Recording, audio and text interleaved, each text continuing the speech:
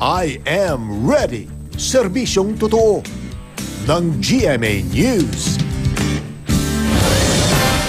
Mga kapuso, ang tail end of cold front pa rin ang magdadala ng mga pagulan sa dulong bahagi ng Hilagang Luzon habang mahihinang pagulan lang ang inaasahan sa nalalabing bahagi ng bansa.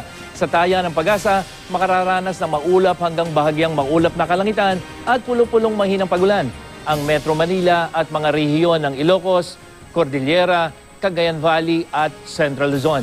At sa datos naman ng Weather Central, posible ang hanggang katamtamang pagulan sa ilang lugar sa gitnang Luzon at makulimlim na langit po dyan sa probinsya ng Palawan, habang bahagyang maulap na kalangitan at mahinang ulan ang inasahan sa iba pang bahagi ng Luzon.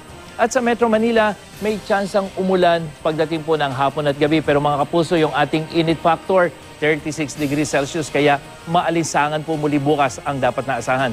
Sa Visayas, asahan ng bahagyang maulap na papawirin pero magiging maayos ang panahon sa pangkalahatan. Habang bukas, may hinang ulan at bahagyang maulap na papawirin ang inaasahan dito sa malaking bahagi ng Mindanao.